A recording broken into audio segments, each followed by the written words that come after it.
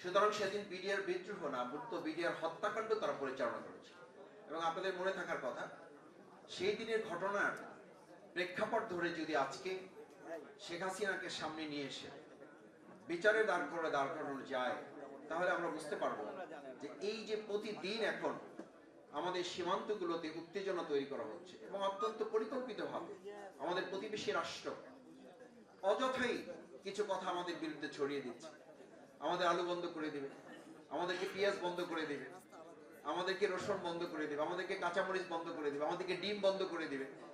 আমার কাছে খুব হাস্যকর মনে হয় যে বাংলাদেশ 2024 সালের জুলাই আগস্টে জীবন বাজি রেখে গুলির মুখে দেশ এবং খুনি হাসিনার পদত্যাগ চেয়েছিলাম, সেখানে একটা দলই পদত্যাগ করেছে। শুধু তাই না, একটা আধিপত্যবাদেরও পতন হয়েছে। সেরকম একটা রাষ্ট্রকে এখন চাল ডাল তেল আর পেঁয়াজ রসুনের হুমকি দিয়ে আমাদেরকে দমিয়ে রাখাটা বোকামি ছাড়া আর কিছুই নয়। এরপরে আমি আপনাদের কাছে একটা কথা বিনয়ের সাথে বলি, দেখেন বর্তমান সময় একটা নতুন কিছু কিছু জায়গায় আমি মিডিয়ার একটা ইন্টেনশন খেয়াল করি যে কোথাও একটা ছোট চাঁদাবাজি ঘটনা ঘটেছে। এই চাঁদাবাজির ঘটনাটাকে বিগত 16 বছরের যত বড় বড় দেশ বিরোধী ষড়যন্ত্রমূলক, মানে শেয়ার বাজার লুট হয়েছে, বাংলাদেশের ব্যাংকগুলো শেষ করে দেওয়া হয়েছে, আমার তো মনে হয় অত্যন্ত পরিকল্পিতভাবে চাঁদাবাজির এই সূক্ষ্ম সূক্ষ্ম ঘটনাগুলো তুলে নিয়ে এসে শেয়ার বাজার লুটের বড় বড় ঘটনাগুলোকে কেউ কেউ পরিকল্পিতভাবে এগুলো আড়াল করতে চায়।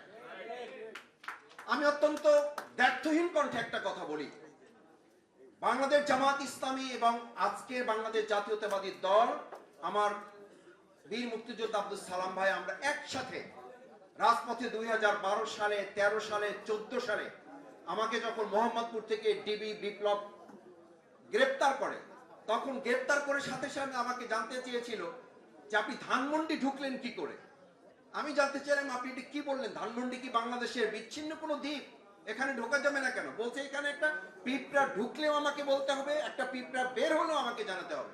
আমি বললাম আমার তো এটা জানা নেই যে বাংলাদেশ থেকে ধানমন্ডিকে বিচ্ছিন্ন করে দেওয়া হয়েছে, অথবা বাংলাদেশ থেকে ধানমন্ডি স্বাধীন আছে, অন্যান্য সমস্ত এলাকা পরাধীন করা হয়েছে, অথবা অন্যান্য সব এলাকা স্বাধীন আছে, ধানমন্ডিকে পরাধীন ঘোষণা করা হয়েছে, অথবা এটা ভারত কিংবা অন্য রাষ্ট্রের অঙ্গরাজ্য হিসেবে ঘোষণা করা হয়েছে, তো আমার জানা ছিল না। সেই সময়ের আন্দোলনে আমরা যারা কাজ করেছি অত্যন্ত সুপরিকল্পিতভাবে পিছন থেকে, ডানে থেকে, বামে থেকে, আমাদের পার্শ্ববর্তী রাষ্ট্রগুলো থেকে জাতীয় ঐক্য বিনষ্ট করার জন্য ক্ষুদ্র ক্ষুদ্র ইস্যুগুলো তৈরি করে কেউ কেউ বৃহত্তর ইস্যুগুলোকে আড়াল করার সুপরিকল্পিত চেষ্টা চালিয়ে যাচ্ছে। আমি খুব পরিষ্কার বলি, 16 বছরের ঘটনার ইতিহাস কি মাত্র 5 মাসে শেষ হয়ে যাওয়ার কথা? 16 বছরের ঘৃণ্য ন্যাক্কারজনক ঘটনা কি 5 মাসে ইতিমধ্যে কবর রচনা হয়ে যাওয়ার কথা? আমাদেরকে 16 বছরের ইতিহাস ভুলিয়ে দিয়ে 5 মাসের ইতিহাসে আমাদেরকে ঢুকিয়ে দিতে বাধ্য করছে যারা, তাদের বিরুদ্ধেও লড়াই আমাদের করতে হবে। আমাকে মাঝে মধ্যে জিজ্ঞেস করে, কেউ কেউ বলে ভাই অমুক জায়গায় এটা ঘটেছে, ভাই অমুক জায়গায় এটা ঘটেছে, কে? বহু জায়গায় এটা প্রমাণিত হয়েছে।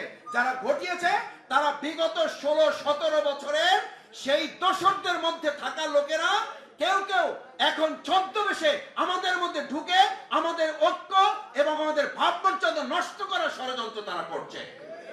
আমি আর একটা কথা বলি, আমার সম্মানিত ভাই এবং বোনেরা, আজকে চেতনা বাংলাদেশ, আমি এটাও পরিষ্কার করতে চাই, বাংলাদেশের স্বাধীনতা, সার্বভৌমত্ব এবং এটাকে সামনের দিকে এগিয়ে নিয়ে যাওয়ার লক্ষ্যে আমরা যারাই কাজ করছি তাদের প্রথমে এটা ভাবতে হবে যে এই আওয়ামী লীগকে ছাত্রলীগ নিষিদ্ধ করা হয়েছে।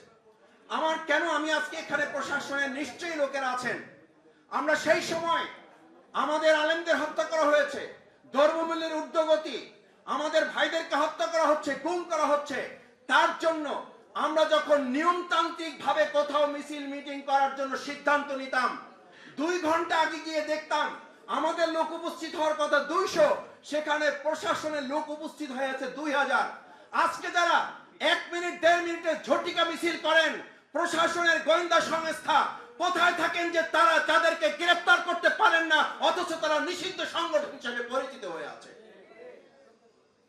আমার সবশেষ কথা হচ্ছে, সম্মানিত ভাই এবং বন্ধুগণ, প্রিয় মাতৃভূমি বাংলাদেশ, এই বাংলাদেশের অর্জিত 2024-এর জুলাই আগস্টের যে একটা ঐক্যবদ্ধ আন্দোলন জাতীয় ঐক্য বিনির্মাণ হয়েছিল, সেই ঐক্যকে বিনষ্ট করার জন্য, সেই ঐক্যকে ভেঙে দেওয়ার জন্য আজকে ছোট্ট ছোট্ট ইস্যুগুলোকে আমাদের সামনে বড় করে তুলে আমাদের বিগত 17 বছরের শেয়ার বাজার কেলেঙ্কারি, আমাদের ব্যাংকগুলো ডাকাতি করা, আমাদের দুর্নীতির আকণ্ঠ নিমজ্জিত একটা রাষ্ট্রের যেই সমস্ত লোকেরা আমাদের এখন বলা হয়, আমরা দেখি শেখ হাসিনা সে নিজে পদত্যাগ করেছে, আর একজন তার পরিবারে সে তার স্বামীকে পদত্যাগ করেছে, আর একজন স্ত্রী তার স্বামীকে পদত্যাগ করেছে, আর একজন বিদেশে বসে তার পদ থেকে সে পদত্যাগ করতে বাধ্য হয়েছে, আর একজন সে তার বিদেশে আরেকটা সংস্থার পদত্যাগের জন্য প্রক্রিয়াধীন আছে।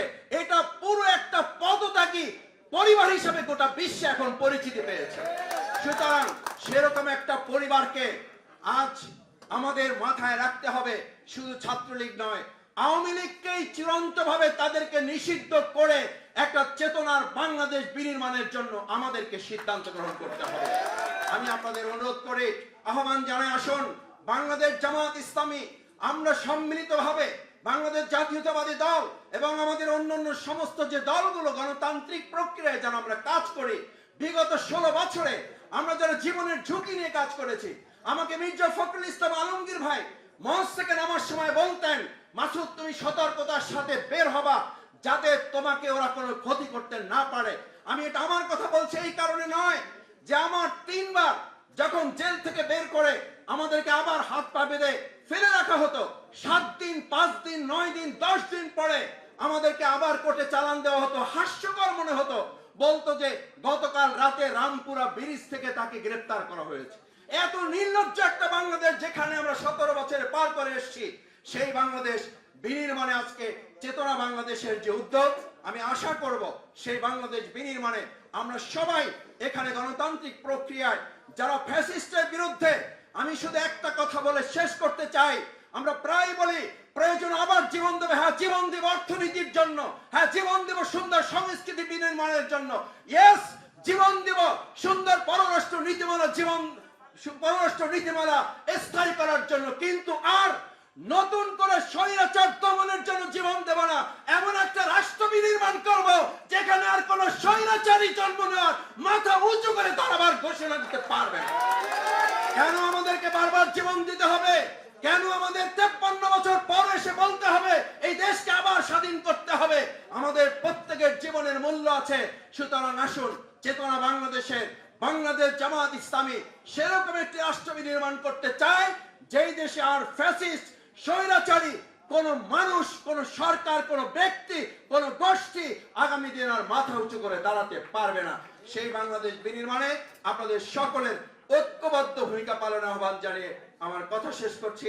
আল্লাহ হাফেজ। বাংলাদেশ জিন্দাবাদ, চেতনা বাংলাদেশ জিন্দাবাদ।